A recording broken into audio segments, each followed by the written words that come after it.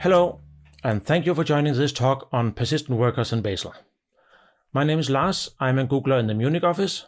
I'm Susan. I am a Googler in the New York office. And we want to tell you how to get the best performance out of Bazel's persistent workers. First, we're going to give an introduction to the worker concept, what the problem they were made to solve and how do they solve it. Then we're going to go through how do you tune the workers for best performance. Then for rule maintainers, we're going to tell you how do you create a worker. And then we're going to go over some advanced topics and upcoming work. What's it all about? Performance. This slide shows the time it takes to do a clean build of Bazel itself on a 6-core Linux machine. On the left, the regular non-worker builds, and on the right, with workers. And as you can see, with workers, your build is about 3 times as fast. And you can also see that sandboxing isn't actually very expensive. And this is a clean build. For incremental builds, you can get even better performance. You can get up to 6 times speed up. We've seen in some of our incremental benchmarks. So let's take a look at what's behind this speed up. The basic problem is that Bazel runs many actions. Every single step of a build is a separate action, and without workers, each action would run at a separate process in the operating system, which means you can't do any kind of internal cache of, for instance, ASTs, but more critically, especially for JVM-based tools, you are not able to benefit any from your just-in-time, and you're going to have your startup costs over and over again. This includes creating a JVM, reading in classes, initializing, etc. All that takes time that's wasted. So workers solve this problem by running process for a long time, and each process can handle multiple pieces of work. Bazel, the server, manages the lifetime of the workers, the creation and the shutdown, and communicate over standard in and standard out with the workers, but the workers write the artifacts directly to disk. This is often just a thin wrapper around an existing tool. For instance, for Java-C, the wrapper calls into the Java compilation API. And these workers are on by default for any mnemonic that implements them, because the worker strategy is the default before local. This is useful for any kind of runtime, but particularly the JVM benefits a lot from it. So we're going to be focusing on some of the things that affect the JVM. So here's a little schematic view of what happens during a build. You do your build from the command line, it talks with RPC to the Bazel server, and that then talks to the various workers. In this case, there are 2 workers for Java-C and 1 for Go, and they just sit around and do their work. Now, you may say having 2 separate workers for Java-C is again a waste, and that is correct. We should be using threads or Go routines or whatever our system has. And recently, an external contribution added that. We are very grateful for this community contribution. Basically, this is an extension to the worker protocol that allows parallelized works in a single worker. This, when implemented, it's automatically used. You can turn it off if you run into problems with the there's no worker multiplex flag. So this allows having a single cache for all your various builds, but more importantly, it saves the memory overhead, especially for having multiple JVMs. We have a few stability problems that we're currently looking into, but we are already at Google using this internally in some teams. There are a few flags that help you tune the behavior of workers to get better performance. And the most important one of those flags is worker max instances, which sets the number of workers. It can take a raw number to set the default, and it can also take mnemonic equals value to set the number of workers for a particular action type. The default is 4, but you almost certainly want something less than that. And the reason for that is that we count the number of workers by worker key. And the worker key depends on a lot of different factors, arguments, the environment, the executable, and that the number of possible worker keys is potentially unbounded. So having a small multiplier can keep the resource usage under control. At Google, we turn workers off by default, and then teams configure the use of certain workers to meet their needs. That's something that you might want to do, or you might want to reduce the default number of workers to 1 and raise the number of certain mnemonics that you care about. That'll be up to you, and the right number of workers varies a lot depending on what your build looks like and the amount of parallelism you have, what your machine is like. So once you've done the research to determine the right number of workers for which mnemonics for you, you can set those values with this flag. And they can also be set relative to machine resources. So you can give them a number, but you can also give them a multiplier of the host CPUs or the host RAM. As you can see from this graph, it's important to get the number of workers right. Workers can use more memory, more workers can use more memory. This is a build of Bazel, as you saw in the previous graph. And the reason there aren't any more red bars is that the machine ran out of memory and couldn't continue the build with more workers than that. Also, the blue bars, which are the multiplex workers, you don't see that problem for. But if you do want to tune the number of multiplex workers, you can set them with experimental worker max multiplex instances, which is quite a mouthful. A few other flags that affect the behavior of workers are here. Lars will tell you a little bit more about what sandboxing is, but you can toggle the behavior of that with the worker sandboxing flag. High priority workers takes a list of mnemonics that are high priority, maybe because those actions are on the critical path. And Bazel will prioritize those actions while throttling actions of other types. Worker extra flag allows you to pass an arbitrary list of flags to all of your workers. Quit after build is what you would expect. And I'm about to tell you a little bit more about creating workers. This last flag pertains more to that part.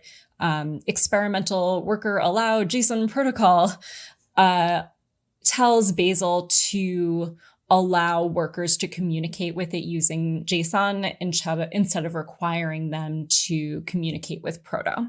So it doesn't mean that workers have to speak JSON, but it means that if a worker speaks JSON, Bazel will tolerate that. So how do you create a worker? What a worker is actually very simple. It's a binary. It accepts the persistent worker flag. It reads work requests from standard in.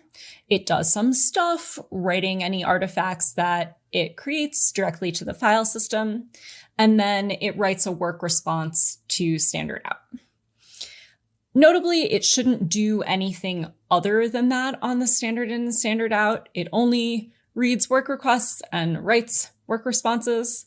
It can write errors to standard error, but it shouldn't write them to standard out. What is a work request? It's a structure. It has some arguments to the worker. That's a list. It also has a list of path digest pairs, which represent the input files that the worker is allowed to access. They're not actually restrictive. They're usually just used for cache verification. The worker has access to the files that it needs to use. And it also contains a request ID, which is 0 if the worker is not a multiplex worker. So the worker interprets the request, does what it needs to do, writes what it needs to write to the file system, and then it returns a work response. And a work response contains an exit code, just 0 versus non-zero. It contains the same request ID from the work request. And then it also has this output field.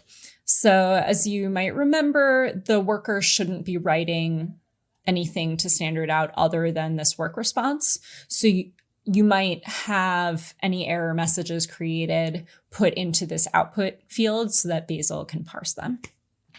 I'll talk a little bit more about where those go in a minute. But first, that's the worker part. There will also be a rule that uses that worker. So you've created this binary that follows those rules. You'll have a rule that defines that, maybe Java binary. And then you'll also have a rule, this is an example in Starlark, that refers to that worker that you've created. You can imagine that there's another field maybe called worker that has a label that pertains to the worker binary that you created. And then it also needs these two other sections. So it also contains a list of arguments, which is a list of strings that get passed to the worker, and then also this @flag file argument. And that is the location of a file that Bazel creates that contains the additional arguments to that worker. And then it also contains execution requirements, which is a key value store that must contain supports workers =1 and may also contain requires worker protocol =JSON or proto. So it'll default to proto if you don't list requires worker protocol. But if your worker does communicate using JSON, it needs to have this field. And it also needs to have that experimental worker allow JSON protocol flag passed to the build. In terms of debugging workers, there are two main places where you can expect to find the logs. So one is in the Bazel Java logs, and the other is in the worker output files. The Bazel log includes a few things. It'll contain Bazel's best guess about what happened, so whether there was no response or whether the response wasn't formatted correctly. It'll contain the output field of the work response that you saw earlier. And it'll also contain a path to the log file, which has the standard error of the worker process. And Bazel will print out all of these if the exit code isn't 0.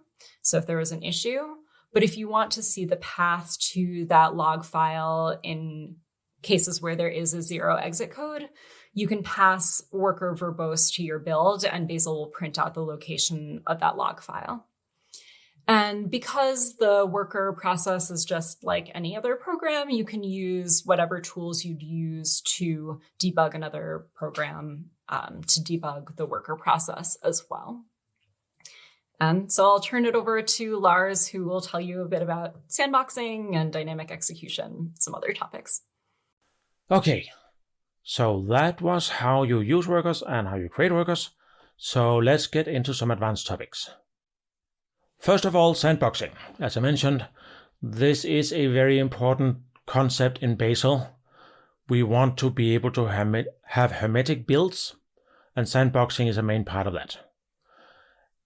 Now, all the tools involved in a build have always been cooperative in their sandboxing. They could write to files in other places, and then a second action could read that, but we don't want to do that because that would break the hermeticity. When we have workers, it gets a little more complicated because now you have long processes that might leave something in memory, might use a common temp file area, or might put its cache in a certain place, or it might just expect that once an action has been done, the process would exit and so not do a proper cleanup. The workers need to handle the cleanup properly. Now, in multiplex workers, it gets even worse because they might have temp files that then the different threads could happen to find, and it has to be thread safe. So there's even more verification that needs to be done to make sure that a multiplex workers is actually properly hermetic. Unfortunately, so far, multiplex workers are implicitly not fully hermetic because they all write into the same directory. They only have one output directory per process, and now we have many workers, threads writing into that directory. They are not sandboxed yet. We are working on how to fix that. Basically, we want the request to be able to specify where to put the results. There is also a potential for output races, in particular when we use the new dynamic scheduling system. This is a system for remote execution frameworks, which are becoming more and more useful, where you speculative execute an action both locally and remotely, and whichever comes first wins. Since a remote execution framework can be great for massive caching and massive parallelism, this is fantastic when you want to do a clean build. It's not so great on latency for incremental builds, so there the local would be best. Now, the output race is that if the remote execution finishes first, we'll have to prevent the workers from overwriting the result files because the workers are still running. And we have looked at various ways to add locks to prevent this race, but they cost performance. What we need to have for this to work well is a way to cancel a worker and a way to sandbox it properly. Now, canceling is not something that the current worker protocol allows doing. We want to be able to contact a specific worker or worker thread and say, stop working. This would make this whole lock problem much, much faster, much, much simpler. And it will allow for faster reuse of the worker itself. It can go right ahead and start on the next work request. It will also fix the slight annoyance that if you interrupt a build, the workers will actually finish their work, which could take a lot of time and CPU. Problem is, cancellation is something that we will need to add to the worker request, and the workers need to figure out how to actually support this correctly. These are the next things we're going to be working on. We want to improve the multiplex stability. We want to add sandboxing. We want to be able to cancel workers, but we also want to be able to cap resource usage by workers. Currently, Bazel doesn't know how many resources, CPU and memory in particular, the workers are using. We need to feed that information back so that Bazel can balance having the fastest build possible with a box that is still usable in the meantime. So these are all things we're going to be working on in the coming months. Thank you for listening in, and we hope this will help you build faster with Bazel and make all your builds both fast and correct.